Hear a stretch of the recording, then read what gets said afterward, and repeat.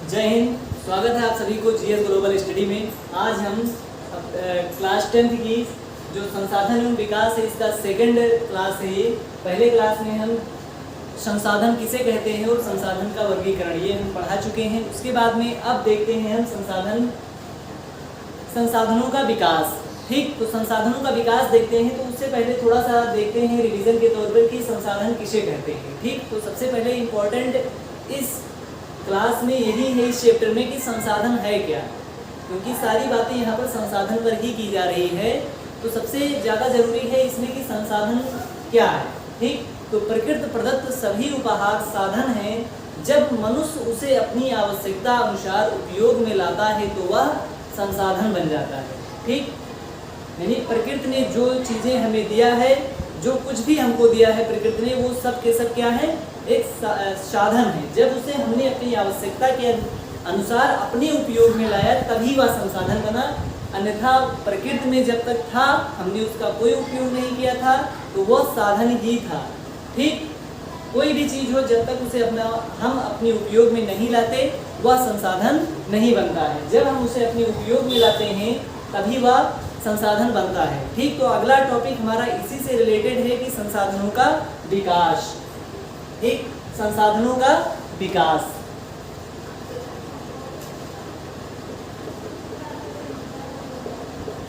संसाधनों का विकास, तो देखते हैं कि संसाधनों का विकास कैसे हुआ और फिर आगे इसमें चर्चा करते हैं। तो मानो जब पृथ्वी पर आया तभी से धीरे धीरे ये प्रकृति ने जो प्रकृति प्रदत्त उपहार था इसका उपयोग धीरे धीरे करने लगा। ठीक, तो प्रकृति प्रदत्त जैसे जैसे प्रकृति ने जो उपहार दिए थे मानव को, वो उस उपहार का प्रयोग जैसे जैसे करने लगे फिर धीरे धीरे वो संसाधन बनने लगे। ठीक, तो इसमें जब प्रकृति द्वारा एक नियमता, अगर प्रकृति ने जो हमें दिया है उसका अगर क्रमबद्ध रूप से अगर सही तरीके से उसका उपयोग करेंगे तो वो हमारे लिए लाभदायक है। अन्यथा अगर उसका उपयोग ज़्यादा करेंगे तो वो हमारे लिए पर्यावरण संकट भी बन सकता है। ठीक, तो प्रकृति ने हमें जो दिया उसका उपयोग हम कुछ ज़्यादा ही करने लगे, यानी प्रकृति प्रदत्त उपहार का प्रयोग हम ज़्यादा करने लगे, जिससे प्रकृति में बहुत सारी समस्याएं उत्पन्न होने लगी, जिसमें संसाधनों के अंधाधुंध शोषण से पर्यावरणीय समस्याएं उत्पन्न होने लगी, जिसमें वैश्विक तापन की स्थिति बढ़ने लगी। ओजोन परत धीरे धीरे ओजोन परत का क्षरण होने लगा और CO2 की मात्रा यानी कार्बन डाइऑक्साइड की मात्रा पर्यावरण में ज़्यादा होने लगी, तो जिससे पर्यावरण में और पर्यावरण में निवास करने वाले सभी जीव जंतुओं के लिए खतरा जो है मंडराने लगा। वैश्विक तापन की स्थिति आ गई, धीरे धीरे वैश्विक तापन बढ़ रहा है। आज भी देखते हैं कि धीरे धीरे पृथ्वी का तापमान लगातार बढ़ रहा है, जिससे एक पर्यावरणीय समस्या उत्पन्न हो रही है। और ये सब कहीं ना कहीं कारण है हम संसाधनों के उपयोग से, क्योंकि प्रकृति ने जो संसाधन दिए हैं उसका हम लोगों ने ज़्यादा प्रयोग करने लगे हैं। तो इन संसाधनों को थोड़ा जो क्रमबद्ध तरीके से उपयोग करें, ये तो इससे संसाधन समाज में अगर देखते हैं कि संसाधन जो है इसमें समाज के हर व्यक्ति के पास, हर व्यक्ति को इसका जो एक क्रमबद्ध तरीके से, एक नियोजित तरीके से इसको उपयोग करना चाहिए। लेकिन यहाँ पर संसाधनों का विकास अगर देखते हैं तो संसाधन में कुछ लोगों का, समाज के कुछ लोगों के पास संसाधन उपयोग ज़्यादा संसाधन का उपयोग करते हैं और कुछ लोग संसाधन का उपयोग कम कर पाते हैं। ठीक, तो कुछ समाज का कुछ ऐसा वर्ग है जो संसाधन से संपन्न हो गया है और समाज का कुछ ऐसा वर्ग है जो संसाधन से संसाधनहीन है अभी तक। ठीक, तो इसी क्रम में जो एक सम्मेलन हुआ था कि कोई भी देश संसाधनों का उपयोग कितना करे कि पर्यावरण को नुकसान ना हो, क्योंकि सारे देश अलग अलग संसाधनों का उपयोग अपने तरीके से, मनमानी तरीके से करने लगे, क्योंकि पृथ्वी एक है। ठीक, जब पृथ्वी एक है तो सभी सारे देशों की जिम्मेदारी भी यही है कि वो पृथ्वी की सब साथ मिलकर रक्षा करें। ठीक, तो इसके लिए एक सम्मेलन हुआ था और उस सम्मेलन को बोलते हैं पृथ्वी सम्मेलन। ठीक, पृथ्वी सम्मेलन, पृथ्वी सम्मेलन ये 1992 में हुआ था, जून 1992 में। पृथ्वी सम्मेलन जून 1992 में ब्राजील के शहर रियो डी जेनेरियो में हुआ था। ब्राजील के शहर ब्राजील के शहर रियो डी जेनेरो या जेनेरियो, कुछ भी कह सकते हैं। तो ब्राजील के शहर रियो डी जेनेरो में संसाधनों का यानी पृथ्वी सम्मेलन 1992 में ब्राजील के शहर रियो डी जेनेरो में एक सम्मेलन का, ठीक। तो हम देखते हैं पृथ्वी सम्मेलन 1992 में हुआ था जून 1992 में प्रथम पृथ्वी सम्मेलन हुआ था। प्रथम पृथ्वी सम्मेलन 1992 में जून में कहां पर हुआ था? तो ब्राजील के शहर रियो डी जेनेरियो में हुआ था। और इसमें लगभग 100 से अधिक राष्ट्राध्यक्षों ने मिलकर, इसमें 100 देशों ने इसमें प्रतिभाग किया था। और इस सम्मेलन का आयोजन वैश्विक स्तर पर उभरते पर्यावरणीय संरक्षण और सामाजिक आर्थिक विकास की समस्याओं का हल ढूंढने के लिए यहाँ पर इस सम्मेलन का आयोजन किया गया था। इस सम्मेलन में एकत्रित नेताओं ने भूमंडलीय जलवायु परिवर्तन और वैश्विक विविधता पर एक घोषणा पत्र पर हस्ताक्षर किए थे। और उस घोषणा पत्र को 21वीं शताब्दी के लिए, इस घोषणा पत्र को 21वीं शताब्दी में पर्यावरणीय जो समस्याएं उत्पन्न हो रही, इस 21वीं सदी के लिए विकास के स्तर को नापने के लिए यानी विकास के स्तर को पहुंचाने के लिए घोषणा पत्र जारी किया गया था। और उस पे लगभग 100 से अधिक देशों ने उस घोषणा पत्र पर हस्ताक्षर किया था। उस घोषणा पत्र को आगे चलकर एजेंडा 21 कहा गया, ठीक। तो आगे चलकर एजेंडा 21 कहा गया। तो एजेंडा 21 ये कहां पर पारित किया गया था? तो यहाँ पर एग्जाम में दो तरीके से क्वेश्चन आते हैं। या तो डायरेक्ट क्वेश्चन पूछेगा एजेंडा 21 क्या है, ये लिखने में आता है 5 नंबर में। और या तो फिर ये पूछेगा कि पृथ्वी सम्मेलन का वर्णन कीजिए। तो पृथ्वी सम्मेलन में सब कुछ लिखेंगे। और यही पृथ्वी सम्मेलन में ही एक और शब्द आया था, सतत पोषणीय विकास, ठीक। तो एक और शब्द यहाँ पर दिया गया था, यानी यहाँ पर 2 शब्द आए थे, एजेंडा 21 क्या है और सतत पोषणीय विकास को बढ़ावा दिया गया था, ठीक। सतत पोषणीय विकास को यहाँ पर बढ़ावा दिया गया था। तो आखिर सतत पोषणीय विकास क्या है ये भी जान लें कि सतत पोषणीय विकास तो सतत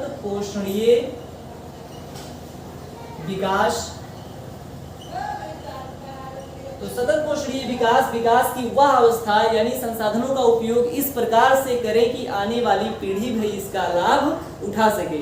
यानी जो संसाधन हमारे पास है उसका उपयोग इस प्रकार से करें कि उसका उपयोग यानी उसका लाभ आने वाली पीढ़ी को भी मिले, ठीक। संसाधनों का उपयोग इस प्रकार से करें कि आने वाली पीढ़ी भी इसका लाभ उठा सके। फॉर एग्जाम्पल के रूप में अगर मान लो हमें कहीं पर एक पेट्रोल का बहुत बड़ा भंडार मिल गया है, जो हमें एक बहुत बड़ा भंडार मिल गया, तो उस पेट्रोल को हमें ऐसा नहीं करना चाहिए कि तुरंत उसको खत्म कर देना चाहिए, बल्कि उसका प्रयोग धीरे धीरे करना चाहिए। सतत का मतलब ये होता है लगातार, धीरे धीरे। तो लगातार करना है, धीरे धीरे करना है, ज्यादा टाइम तक करना है, ठीक। तो सतत पोषणीय विकास का मतलब ही यही होता है कि सतत यानी जारी रखो। विकास यानी अपनी विकास को भी जारी रखो और जो संसाधन है उसको भी बचा के रखो। ये नहीं कि अगर पेट्रोल का एक बहुत बड़ा भंडार मिल गया है 5 रुपए लीटर कर दो, सारा का सारा 1 महीने में खत्म, और फिर जो है आने वाले 10-20 साल में 5000 रुपए लीटर पेट्रोल मिले, ऐसा नहीं है। बल्कि इसको इस तरीके से इसको लेबल करो कि आने वाली पीढ़ी भी इसका लाभ ले सके। इसका नियोजन इस प्रकार से करना चाहिए, ठीक। उसके बाद में यहाँ पर एक और शब्द दिया गया था एजेंडा 21, ठीक। तो एजेंडा 21 भी एक प्रकार से यहाँ पर 21वीं इसी सम्मेलन में दिया गया था, पृथ्वी सम्मेलन में, ठीक। तो एग्जाम में यहाँ पर तो क्वेश्चन इस तरीके से पूछेगा कि प्रथम पृथ्वी सम्मेलन कब हुआ था। तो क्वेश्चन नंबर 1 ये आएगा कि प्रथम पृथ्वी सम्मेलन का आयोजन कब हुआ था, तो जून 1992 में, ठीक। उसके बाद फिर ये पूछेगा कि पृथ्वी सम्मेलन का आयोजन किस शहर में हुआ था। तो ब्राजील के शहर, ब्राजील एक देश है और ब्राजील के एक शहर का नाम है रियो डी जेनेरो, ठीक। तो ब्राजील के शहर रियो डी जेनेरो में प्रथम पृथ्वी सम्मेलन का आयोजन 1992 में हुआ था, ठीक। और इसी पृथ्वी सम्मेलन में एक शब्द सतत पोषणीय विकास भी आया था, जिसे सतत पोषणीय विकास को बढ़ावा देने की बात की गई थी, ठीक। उसके बाद में यहाँ पर देख लेते हैं एजेंडा 21 क्या है। एजेंडा 21 ये एजेंडा 21वीं ये एजेंडा का ये यानी ये कार्य सूचिका है, यानी ये कार्य पुस्तिका या कार्य सूचिका भी कह सकते हैं। ठीक, एक बुक जैसे कार्य पुस्तिका होता है उसी प्रकार से ये एजेंडा एक यानी एजेंडा यहाँ पर क्या क्या काम करना है कार्य पुस्तिका में बताया गया था। 21 का मतलब है 21वीं शताब्दी के लिए कौन सा कार्य करना है, ये इस एजेंडा में इसमें जो है नोट किया गया था। ठीक, ये कब आया था, तो ये ब्राजील के शहर रियो डी जेनेरो में पृथ्वी सम्मेलन 1992 में ये एजेंडा 21 तैयार किया गया था। ठीक, जिसका मुख्य उद्देश्य सामाजिक हितों, पारस्परिक आवश्यकताओं एवं सम्मिलित जिम्मेदारियों के अनुसार विश्व सहयोग के द्वारा पर्यावरणीय क्षति, गरीबी और रोगों से निपटना है। और एजेंडा 21 का मुख्य उद्देश्य यह भी है कि प्रत्येक स्थानीय निकाय अपना स्थानीय एजेंडा 21 तैयार करें।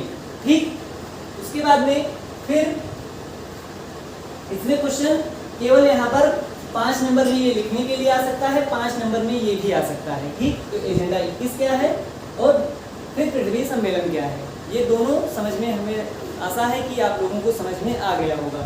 ठीक, सतत पोषणीय विकास ये भी बहुत इंपॉर्टेंट है, क्योंकि सतत पोषणीय विकास ये 2 नंबर में ये जरूर पूछता है कि सतत पोषणीय विकास क्या है। ठीक, तो ये बहुत इंपॉर्टेंट है, इसको भी नोट करो। सतत पोषणीय विकास संसाधनों का उपयोग इस प्रकार से करें कि आने वाली यानी भावी पीढ़ी भी इसका लाभ उठा सके। बस केवल इतना लिखना है, 2 नंबर कन्फर्म हो जाता है। और ये लगभग प्रत्यक्ष और अप्रत्यक्ष तरीके से हर साल ये आता है कहीं ना कहीं, चाहे ये आए चाहे ये आए, चाहे ये आएगा तो 2 नंबर में आएगा, ये आएगा तो 5 नंबर में। 5 नंबर में जब ये आएगा तो इन दोनों को लिखना है, अगर यही आया तो इन दोनों को लिखना है, क्योंकि एजेंडा 21 भी एक प्रकार के यहाँ पर एजेंडा 21 में भी बात किया गया है सतत पोषणीय विकास को बढ़ावा देने के लिए। ठीक, उसके बाद में अब अगला टॉपिक पे हम डिस्कस करते हैं। अगला टॉपिक हमारा क्या है जिसपे हम चलो तो हम देखते हैं इसके अगला। ये हमें आशा है कि इतना समझ में आ गया होगा। ठीक, अब उसके बाद में अगली हेडिंग देखते हैं। अगली हेडिंग हमारी है संसाधन नियोजन। ठीक, तो इसको अब हम मिटा रहे हैं क्योंकि अब हम देखते हैं संसाधन नियोजन। एजेंडा 21 भी समझ में आ गया होगा, बहुत ही इंपॉर्टेंट है, इसको भी नोट कर लेना। और सतत पोषणीय विकास भी इंपॉर्टेंट है। उसके बाद अब अगला जो हमारा है वो है संसाधन नियोजन। ठीक, संसाधन नियोजन।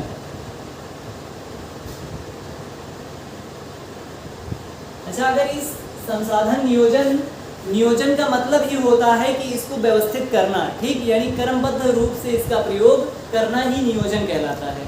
ठीक, क्रमबद्ध रूप से इसका प्रयोग करना ही क्या कहलाता है, नियोजन। ठीक, तो संसाधनों का प्रयोग यानी संसाधन को नियोजित कैसे करें, यानी उसका क्रमबद्ध रूप से इसका प्रयोग कैसे करें। जैसे मान लो यहाँ पर फॉर एग्जाम्पल के तौर पर ये कोई एक भौगोलिक क्षेत्र है। ठीक, ये एक भौगोलिक क्षेत्र है, मान लो ये कोई भी क्षेत्र मान लेते हैं। तो मान लो यहाँ पर ये सारे के सारे अलग अलग क्षेत्र हैं। ठीक, ये अलग अलग क्षेत्र हैं, तो इसका नियोजन किस प्रकार से किया जाए ये देखते हैं कि संसाधन का नियोजन किस प्रकार से किया जाए। कोई भी भौगोलिक क्षेत्र हो, कोई भी देश हो, सभी जगह सभी संसाधन नहीं मिलते हैं। ठीक, तो इसका नियोजन सबसे बढ़िया तरीके से कैसे किया जाए वो देखते हैं। जैसे मान लो यहाँ पर लोहा मिलता है, ठीक, यहाँ पर चांदी मिलता है, यहाँ पर सोना मिलता है। ठीक, तो ये ऐसे करके मान लो यहाँ पर जो है कुछ और सामान, यानी जो यहाँ पर जो है चूना पत्थर मिलता है और यहाँ पर तमाम प्रकार के खनिज पदार्थ, लौह, अयस्क यहाँ पर सब मिलते हैं। ठीक, तो इस प्रकार से इसका नियोजन कैसे किया जाए। जैसे मान लो यहाँ पर लोहा मिलता है तो यहाँ पर लोहा नहीं मिलता, तो यहाँ पर चांदी मिलता है लेकिन यहाँ पर लोहा नहीं मिलता। ठीक, ये एक ऐसा क्षेत्र है जहाँ पर कुछ भी नहीं मिलता। ठीक, मान लो मैदानी क्षेत्र है, और ये मान लो एक पर्वतीय क्षेत्र है जहाँ पर ऊंचे ऊंचे पहाड़ और पर्वत हैं। ठीक, तो यहाँ पर कुछ भी नहीं मिलता है। यहाँ पर इस वाले क्षेत्र में मान लो यहाँ पर चांदी मिलता है। ठीक, तो यहाँ लोहा नहीं मिलता, यहाँ पर चूना पत्थर मिलता है लेकिन चांदी नहीं मिलता, यहाँ पर सोना मिलता है लेकिन लोहा नहीं मिलता। तो नियोजन हम इस प्रकार से करें कि यहाँ जो मिलता है इसको यहाँ से उठाएं। ठीक, और यहाँ पर जहाँ जहाँ नहीं मिलता है वहाँ वहाँ इसका जो है यहाँ पर डिस्ट्रीब्यूट करें, यानी यहाँ से यहाँ तक इसको भेजें, यानी इसको यहाँ भी भेजें। ठीक, क्योंकि हर व्यक्ति को संसाधन की ज़रूरत होती है, तो हर व्यक्ति को संसाधन चाहिए भी, क्योंकि अभी संसाधन नियोजन का मतलब यही है कि इसे नियोजित यानी क्रमबद्ध रूप से इसको नियोजित करना यानी बांटना। ठीक, तो सोना अगर यहाँ नहीं मिलता है तो सोना हम यहाँ जो निकलता है यहाँ से यहाँ ले जाएंगे, जो सामान यहाँ मिलता है वो यहाँ लाएंगे। ठीक, तो आपस में नियोजन किस प्रकार से करते हैं ये है। जैसे अगर फॉर एग्जांपल भारत में देखें तो भारत में जैसे लौह अयस्क क्षेत्र हो गया, हमारा जो उड़ीसा की पेटी हो गई, वहाँ पर लोहा ज़्यादा मिलता है, उत्तर प्रदेश में नहीं मिलता है। ठीक, तो क्या उत्तर प्रदेश में लोहा नहीं मिलता है तो क्या उत्तर प्रदेश में लोहे का सामान यहाँ पर नहीं आता है? आता है। तो वो कैसे आता है? क्योंकि झारखंड यानी जो उड़ीसा और झारखंड की पेटी है वहाँ से लोहा यहाँ भी आता है। ठीक, जो उत्तर प्रदेश में मिलता है ये वहाँ जाता है। उत्तर प्रदेश में कृषि ज़्यादा होती है तो हम लोग यहाँ से कृषि वहाँ जाता है, यानी एक नियोजित करते हैं अपने संसाधनों को। ठीक, तो अब हमें उम्मीद है कि संसाधन नियोजन समझ में आ गया होगा, यानी एक क्षेत्र से दूसरे क्षेत्र को यानी भेजना। ठीक, संसाधन नियोजन कहते हैं। और भारत में जैसे मान लो कहीं पर कोयला ज़्यादा मिलता है तो किसी क्षेत्र में कोयला नहीं मिलता है। किसी क्षेत्र में अगर जैसे भारत में सोना कहाँ पर मिलता है? कर्नाटक में। तो कर्नाटक में अगर सोना मिलता है तो चांदी राजस्थान में मिलता है, वहाँ सोना नहीं मिलता, चांदी यहाँ राजस्थान में मिलता है। लोहा उड़ीसा में मिलता है तो यहाँ पर उड़ीसा में सोना नहीं मिलता है। ठीक, तो ये अलग अलग भौगोलिक क्षेत्र हैं जो एक संपूर्ण देश के अंतर्गत या देश के बाहर भी इसको नियोजित किया जा सकता है। ठीक, उसके बाद में अब अगली हेडिंग है हमारा भारत में संसाधन नियोजन। जब भारत में ये था पूरा ऑल ओवर, किसी भी भौगोलिक क्षेत्र के अंतर्गत इसको देख सकते थे। ठीक, लेकिन अब हम देखते हैं कि मुख्यतः भारत में संसाधन नियोजन कैसे किया गया। भारत में संसाधन नियोजन, भारत में संसाधन नियोजन, भारत में संसाधन नियोजन कैसे करें? तो भारत में संसाधन नियोजन के लिए पहले तो हमें उस क्षेत्र की यानी देश के विभिन्न प्रदेशों में संसाधनों की पहचान करके उसकी तालिका बनाना चाहिए और साथ ही साथ एक क्षेत्रीय सर्वेक्षण होना चाहिए। हमें उसका एक मानचित्र बनाना चाहिए यानी मैप बनाना चाहिए संसाधन का। जितने भी संसाधन भारत में पाए जाते हैं उस सबका अलग अलग मैप बनाना चाहिए। मैप में ये बताना चाहिए कि उस मैप पे ये दर्शाना चाहिए कि ये लौह अयस्क प्रदेश यानी ये लौह प्रदेश है, ये जहाँ पर लोहे की अधिकता है। ठीक, उसके बाद एक कोयला वाला क्षेत्र अलग करना चाहिए कि भारत में यहाँ पर कोयला पाया जाता है तो उस क्षेत्र को अलग करना चाहिए। यानी एक प्रकार से हमें मानचित्र बनाना चाहिए और एक क्षेत्रीय सर्वेक्षण करना चाहिए, जिससे हमें क्षेत्रीय सर्वेक्षण से ये पता चले कि हम उस क्षेत्र में कौन से खनिज पदार्थ पाए जाते हैं। ठीक, तो ये हमको करना चाहिए और उसके बाद में फिर इसका नियोजन हम कर सकते हैं। संसाधन विकास योजनाएं लागू करने के लिए उपयुक्त प्रौद्योगिकी कौशल और संस्थागत नियोजन ढांचा तैयार करना चाहिए। हमें सरकार को ये चाहिए कि एक संसाधन नियोजन एक योजना लागू करे। उस योजना के अंतर्गत जिस क्षेत्र में जो खनिज पदार्थ ज़्यादा पाए जाते हैं और जिस क्षेत्र में जो खनिज पदार्थ कम पाए जाते हैं उसको आपस में कैसे डिस्ट्रीब्यूट किया जाए, ये एक योजना बनाकर सरकार को इसको लागू करना चाहिए। संसाधन विकास योजनाओं और राष्ट्रीय विकास योजना में समन्वय स्थापित करना चाहिए। यानी जो भी योजना बने उसमें संसाधन विकास योजनाएं और राष्ट्रीय विकास योजना दोनों के मध्य सामंजस्य जरूर होना चाहिए। कि जैसे अभी सरकार कोई योजना बनाती है तो उससे राष्ट्रीय विकास में कितना योगदान है। यानी अगर मान लो यहाँ पर लोहा पाया जाता है, ठीक, ये कोई अगर लोहा वाला क्षेत्र है, यहाँ पर लौह अयस्क की प्रधानता है तो सरकार यहाँ पर जो विकास योजनाएं बनाए उसमें इस वाले क्षेत्र से और इस वाले विकास क्षेत्र में दोनों में जो सामंजस्य स्थापित होना चाहिए। ठीक, तो हम आशा करते हैं कि भारत में भी संसाधन नियोजन समझ में आ गया होगा, क्योंकि संसाधन नियोजन जो इसके पहले हम बताए थे सेम वही है, क्योंकि बस यहाँ पर भारत के अलग अलग राज्यों को देखते हैं कि भारत में कौन से राज्य में कौन से संसाधन पाए जाते हैं। ये अगला हमारा टॉपिक है ही है, इसलिए यहाँ पर इसकी चर्चा नहीं कर रहे हैं, क्योंकि अगला टॉपिक हमारा यही है कि भारत में संसाधन, यानी जो आगे आएगा अभी, जो कौन से संसाधन भारत में, कौन से संसाधन यानी कौन से औद्योगिक प्रदेश हैं, ये सब जो है हमको यहाँ पर पढ़ना है। ठीक, तो इसलिए यहाँ पर ज़्यादा डिस्कस नहीं करते हैं, लेकिन इतना समझ में आना चाहिए कि यहाँ पर संसाधन नियोजन कैसे करते हैं। ठीक है, उसके बाद में फिर जो हमारा अगला पॉइंट होगा वो है संसाधनों का संरक्षण। ठीक, संसाधनों का संरक्षण जो हमारा अगला पॉइंट है, संसाधनों का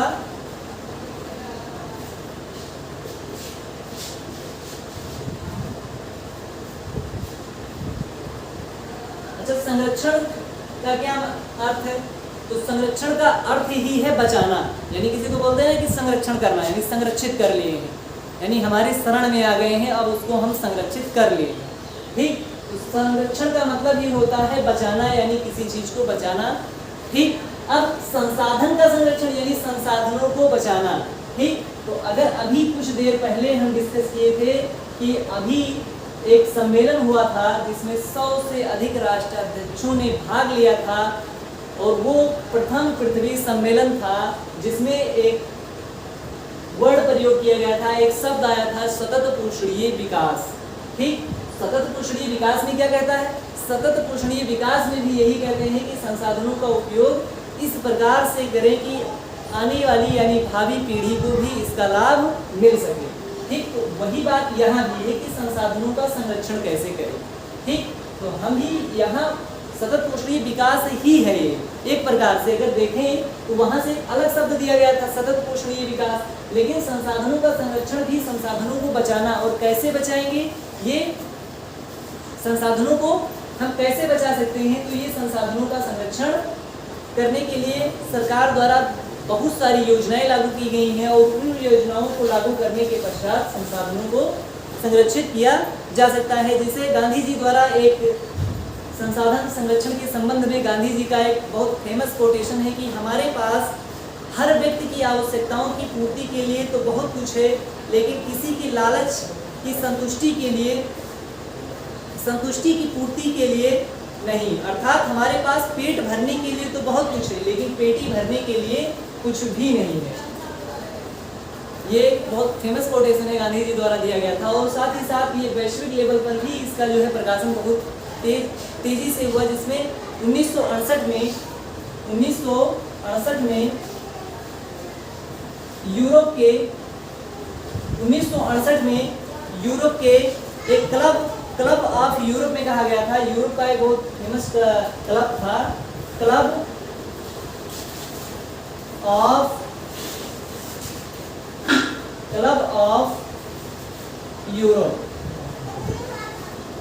ऑफ यूरोप में ये कहा गया था कि क्लब ऑफ यूरोप ने अंतर्राष्ट्रीय स्तर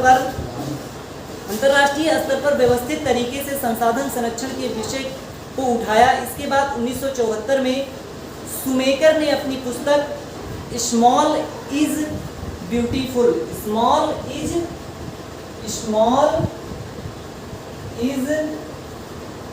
हिंदी में लिखते हैं स्मॉल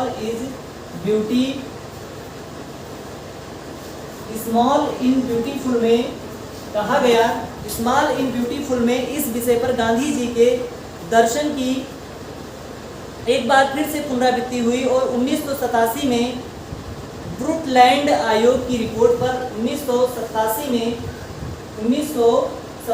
में एक रिपोर्ट आया था,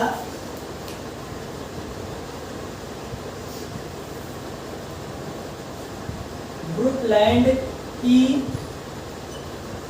रिपोर्ट।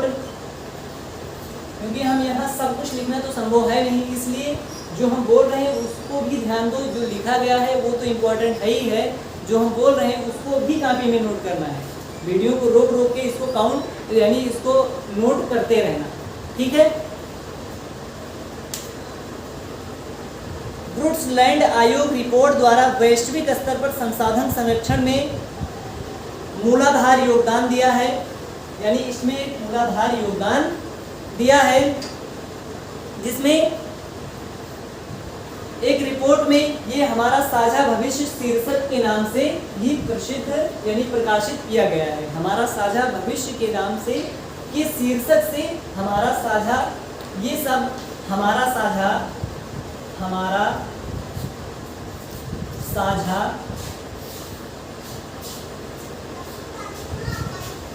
भविष्य, हमारा साझा भविष्य के शीर्षक में ये सब प्रकाशित किया गया है। यानी वैश्विक स्तर पर भी संसाधन संरक्षण की बात की गई है। वैश्विक स्तर पर संसाधन संरक्षण की बात की गई है, जिसमें गांधी जी का जो एक बहुत फेमस कोटेशन था ही कि हमारे पास हर व्यक्ति की आवश्यकताओं की पूर्ति के लिए बहुत कुछ है, लेकिन किसी के लालच के लिए कुछ भी नहीं है। पेट भरने के लिए हमारे पास तो बहुत कुछ है, लेकिन पेटी भरने के लिए कुछ भी नहीं है। ये गांधी जी द्वारा ये कोटेशन दिया गया था, ठीक, जिसमें आगे चलकर ये वैश्विक स्तर पर भी इसको प्रसिद्धि मिली और साथ ही साथ 1968 में क्लब ऑफ यूरोप में भी संसाधन संरक्षण की बात की गई और उसके बाद में फिर 1987 में ब्रुकलैंड की रिपोर्ट में भी इसे हमारा साझा भविष्य नामक शीर्षक से इसे प्रकाशित किया गया, ठीक। उसके बाद में फिर इस महत्वपूर्ण, क्योंकि अभी 1987 में पहुंच चुके हैं, ये भी डेट याद रखना, 1968 से 87, फिर उसके बाद में 1987 आया फिर, लेकिन ये हमारा साझा भविष्य के साथ साथ, ये बहुत इंपॉर्टेंट है, इसको ध्यान दो, 1987 ये था और फिर इसकी रिपोर्ट भी आ चुकी थी, हमारा साझा भविष्य भी प्रकाशित हो चुका था और उसके बाद में फिर इसको वैश्विक स्तर पर एक और प्रसिद्धि मिली जो हम सबसे पहले बताए हैं। वो प्रसिद्धि थी 1992 आ चुका था, क्योंकि 87 के बाद में 1992 और 1992 में अभी क्या हुआ था, 1992 में ये याद रखना है, यहाँ से अब जोड़ो, क्योंकि 1992 में जून 1992 में प्रथम पृथ्वी सम्मेलन का आयोजन किया गया। प्रथम पृथ्वी सम्मेलन का आयोजन जून 1992 में ब्राजील के शहर रियो डी जेनेरो में हुआ था और वहीं पर दो शब्द आए थे, एजेंडा 21 और सतत पोषणीय विकास को बढ़ावा दिया गया था, ठीक। तो यानी ये पूरी की पूरी कहानी जो है निकल के आती है, ये सब आती है जाके वैश्विक लेवल पर 100 से अधिक देशों ने यहाँ पर 1992 में 100 से अधिक देशों ने भाग लिया था, ठीक। यहाँ पर 100 से अधिक देशों ने भाग लेकर एक प्रथम पृथ्वी सम्मेलन को सफल बनाया और ठीक उसके बाद में फिर यहीं से एजेंडा 21 और सतत पोषणीय विकास को बढ़ावा दिया गया, ठीक। तो ये था संसाधन नियोजन और संसाधन नियोजन में जो यूरोप क्लब का योगदान, फिर जो ब्रुकलैंड की रिपोर्ट और फिर जो है 1992 ज्यादा इंपॉर्टेंट है 1992, क्योंकि यही बोर्ड एग्जाम में आता है। ये बोर्ड एग्जाम में अभी तक तो नहीं आए हैं, लेकिन एक नंबर में हो सकता है कि आ सकता है कि 1968 में यूरोप क्लब द्वारा यानी संसाधन संरक्षण के संबंध में यूरोप